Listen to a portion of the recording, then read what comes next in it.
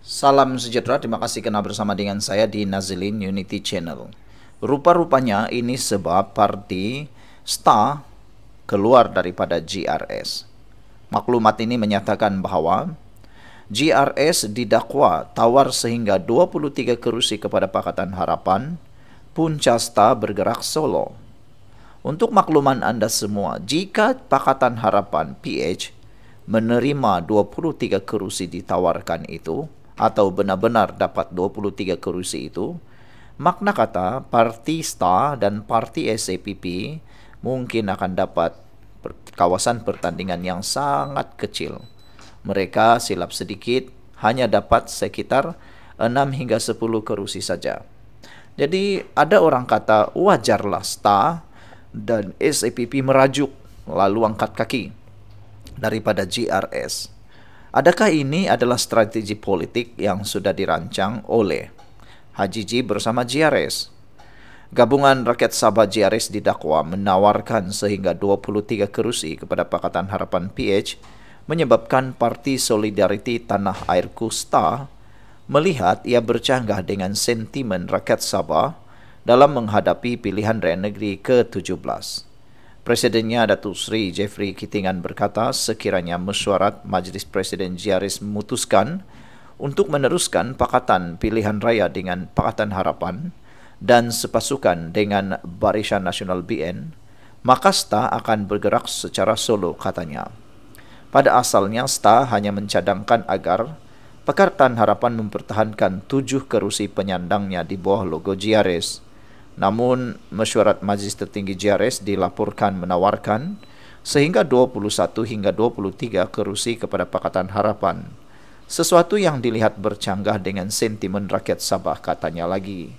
Katanya, STA menegaskan jika GRS memilih untuk bergerak solo, parti itu akan bersama. Tetapi jika GRS memilih bersekongkol dengan Pakatan Harapan dan BN, STA tidak boleh menyokong karena ia menentang suara majoriti rakyat. Ada orang yang meramalkan kononnya STA keluar daripada GRS karena permainan politik, karena dakwaan rasuah terhadap Jeffrey Kitingan dan pembantunya. Rupa-rupanya ini jawaban Jeffrey Kitingan kerana ada sekongkol untuk dapatkan 23 kerusi kepada Pakatan Harapan. Sebelum kita teruskan ulasan hebat ini, jangan lupa tinggalkan komen Anda dan izinkan dulu saya kongsikan kepada Anda semua. Ini ialah terapi imun Transovector for Life. Terapi imun yang meningkatkan daya imun badan kita sehingga 400%. Secara umum dan ringkasnya, apabila imun badan kita lemah, apabila imun badan kita bodoh, apabila imun badan kita tidak seimbang, kita kena penyakit dan sukar sembuh daripada penyakit, dan penyakit berakar dalam tubuh badan kita. Tetapi terapi imun ini mengajar, mendidik dan menyeimbangkan sistem imun badan kita. Apabila imun badan kita sudah jadi kuat, bijaksana dan seimbang, kita sembuh daripada semua jenis penyakit. Cepat dapatkan produk ini melalui nombor telefon yang tertera. Produk ini lulus KKM, halal dan diakui oleh doktor-doktor di seluruh dunia. Saudara, apabila mengimbas kepada percaturan politik di Sabah ini, STA dengan tindakan keluar dari GRS kerana sentimen rakyat Sabah ini boleh diterima, kerana sekarang ini ramai Sabahan yang sudah mula terpengaruh dengan sentimen itu, yaitu menolak parti daripada luar dan menyokong parti daripada lokal. Dapat dijangkakan sekurang-kurangnya 15 hingga 20 kerusi memang akan menang atas sentimen menolak parti daripada Semenanjung Malaysia atau dari luar. Parti lokal diramalkan boleh memenangi 15 hingga 20 kerusi hanya kerana sentimen parti lokal, terutamanya di kawasan pedalaman, Kedi Memar dan juga kawasan Warisan di Pantai Timur. Maka dengan itulah tidaklah mustahil untuk dan tidaklah sesuatu yang menghairankan apabila STA dan SCPP keluar daripada GRS. Sekian dulu, jumpa lagi. Hello guys, ini ialah walkie-talkie Bofeng BF888S. Dapatkannya di Shopee, murah. Guys, ini ialah headphone Onikuma K2 Pro. hebat, luar biasa, cantik, dan murah. Dapatkannya di Shopee. Guys, ini ialah power bank Mozom PB149. Murah, hebat, dan dapatkannya di Shopee sekarang. Guys, ini ialah Shokz Open Swim Pro. Headphone yang hebat, kualiti hebat, tahan air. Dapatkannya di Shopee.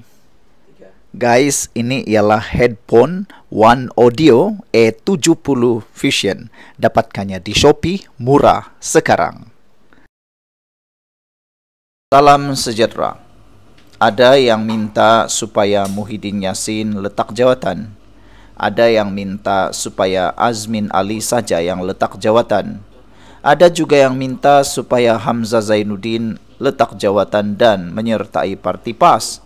Karena mereka kata PAS sangat suka dengan Hamzah Zainuddin. Seakan-akan berpeluk-pelukan dengan pemimpin-pemimpin PAS, kata mereka. Ada yang kata juga supaya Mahathir hadir balik dalam Parti Bersatu, memimpin semula Parti Bersatu, karena sekarang ini Parti Bersatu benar-benar bukan lagi bersatu tapi berpecah belah.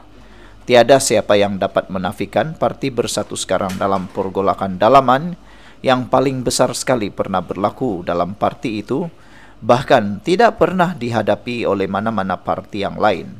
Bersatu satu-satunya parti yang dalam keadaan sangat kritikal nazak sekarang ini.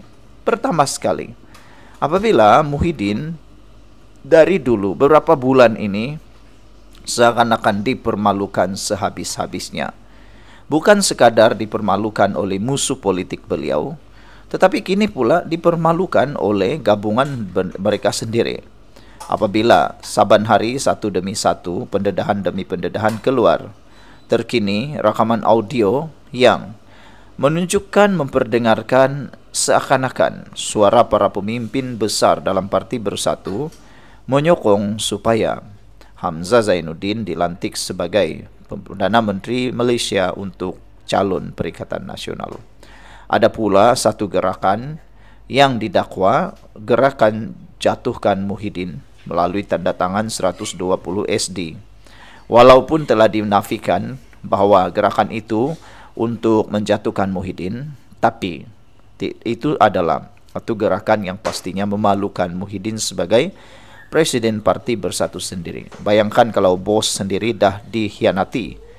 Jadi semua gerakan-gerakan seperti ini satu hakikat yang perlu diterima oleh Muhyiddin bahwa beliau kini terpaksa menghadapi realiti.